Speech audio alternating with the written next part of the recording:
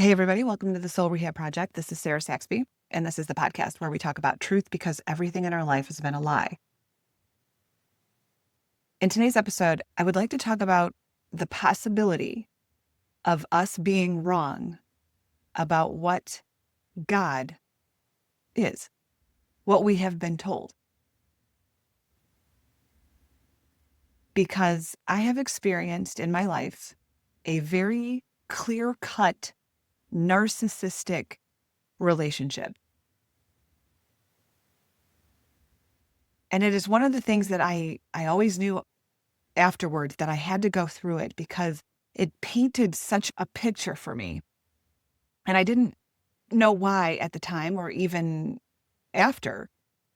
But now I'm looking back and I'm saying, holy shit, now I understand why I had to go through that relationship because I wouldn't have made the connection I'm making right now.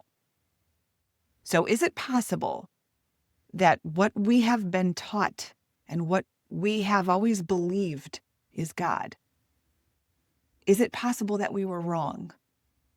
And is it possible that we are in the biggest narcissistic relationship we have ever been in? What I'm going to lay out for you is what I experienced inside of my narcissistic relationship. And I'm also connecting that to this reality and this particular relationship that we have with what we have always known to be God. And this is so mind-blowing to me. I do have a list here, and I usually don't speak with a list, but I have to or I won't remember everything I'm going to say. I'm going to compare what I went through in the narcissistic relationship to how this reality looks and how we feel within this reality. And how, from my experience, it's looking like we might be in the biggest narcissistic relationship we've ever been in. Let's start out here. The first thing is, my narcissist wanted my memory erased. And I used to say all the time, like, you don't want me to have a memory. He didn't think I should ever talk about anything from the past. He didn't want me daydreaming. He stole all my pictures from my past. He stole my CDs from the 90s. My diaries were gone. My laptop that I had before him, it was damaged. In videos when I first started making content, I used to say how he didn't want me to have a memory. And the reason why narcissists don't want you to have a memory is because you will remember a time that was better before them. That's their fear. They don't want you to remember a time that may have been better before them because then you'll leave. And think about this reality. Because isn't it convenient that when we come into this reality, our memory is erased? And I know we have thousands of different reasons why our memory is erased before we come here. But my narcissist also wanted my memory gone. And what if inside this reality, we remembered who we really were? We remembered a time that was better. The second thing is my narcissist wanted me isolated.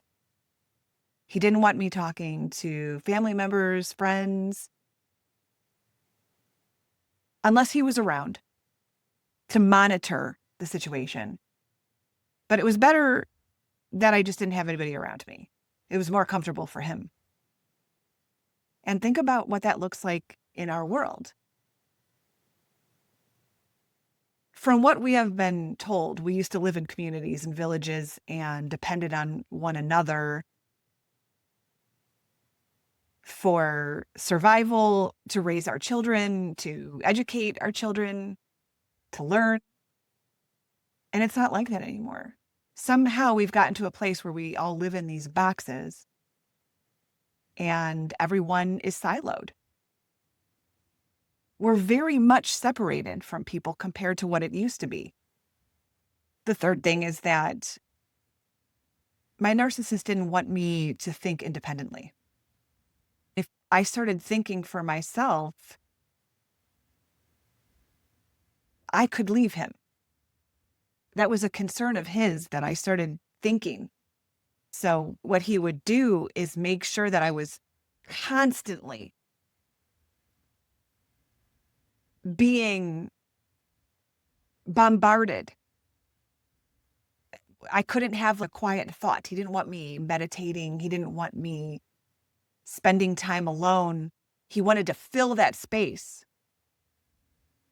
Because if I had space, I might be thinking. I'd have time to think independently and think of how crazy my life was. But I never even had time to settle down to think that my life was even crazy, because every moment, if I ever had a moment, it was being filled up with him. Whether he was talking or didn't matter. I could never be alone with my thoughts. Think about inside this reality how it's not really, our kids go to school. We went to school and there's no independent thinking. You're told what to think. You're told how to think and you get graded. Nobody wants to get a bad grade. And if a kid has an independent thought, it's like, no, that's the wrong answer. That's not the answer in the textbook. Sorry, honey.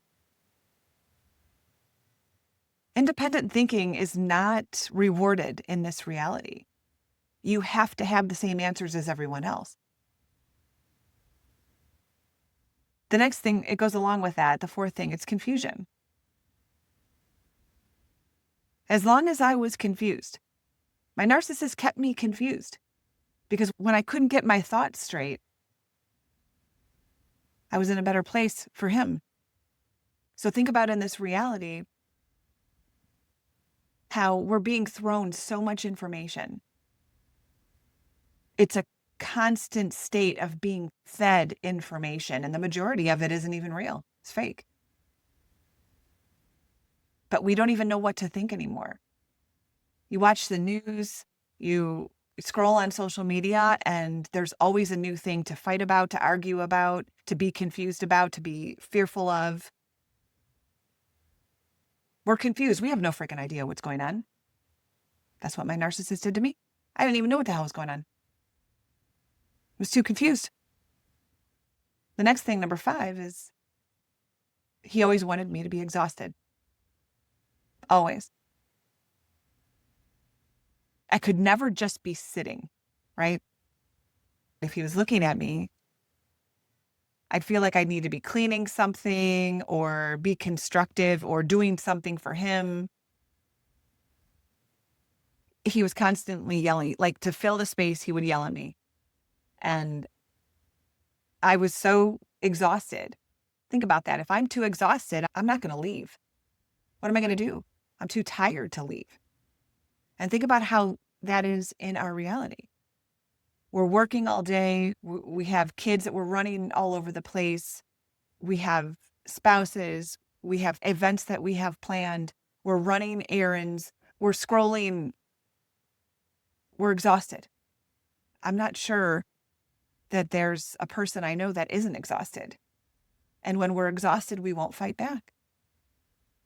I mean, even as you're listening to this, you're probably going, girl, I'm too tired for this. Yeah. When you're tired, you won't fight. A narcissist wants you constantly exhausted so you won't leave. Why are we constantly exhausted in this reality? Who benefits from us being exhausted all the time? Tired people don't fight. Tired people are too tired to fight. The sixth thing is, although I worked a lot, I worked very hard. Somehow I didn't have access to my money. And I don't even know how it happened. It was such a stealthy move that he could logically explain. Yeah, I didn't have access to my money. I had access to about $200 at all times.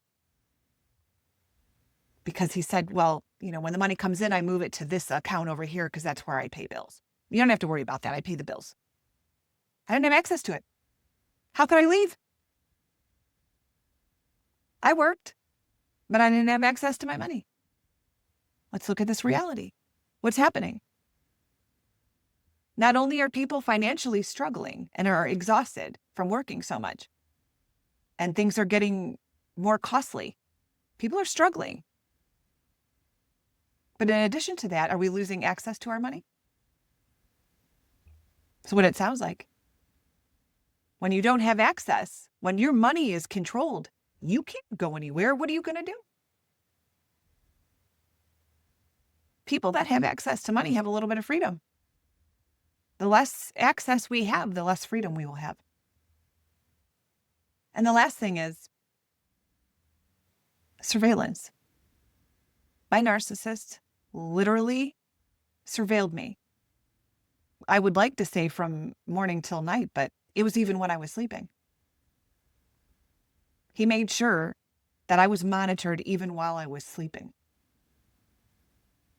Every text, every phone call, every movie I watched, every book I read, driving to work, I was being monitored. All of it. If I watched a movie without him, he flipped out and he would have to immediately watch it. He wanted to know exactly what I watched. Let's look at our reality. Are we not being surveilled? It's getting even worse. Who needs to constantly surveil people? Someone who's afraid of losing control. A narcissist is constantly afraid of losing control. I was the person who was controlled. He was the one doing the controlling, but was so afraid that he had all of these ways implemented with a person who was willing to participate. And that relationship, my relationship, survived. It was maintained because I was a willing participant. I hated it. I hated every minute of it. But it was a loop. It was a dependency loop that survived on my participation with it. If I no longer participated, what was there? And I know that's not something that happens overnight. My narcissist was a parasite. He was embedded in every part of my being. I was his lifeblood. And if I stopped participating in that relationship, he would still exist. He wasn't obviously going anywhere. He would still exist. He would just go and find somebody else that was going to be a willing participant. So in this reality, could it be that if we stop participating in the loop, in its terms, just like the terms I had in the narcissistic relationship, if we stop participating, the narcissist will still exist. That entity will still exist. It will just be in a dance with the people who are still willing to participate. This entity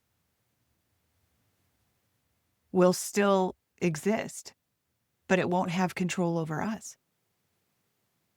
It will have nothing to hook onto because we're not participating. Is it possible that we are in a narcissistic relationship with something that's been controlling this reality? And if we pull out our participation, will we be free from it?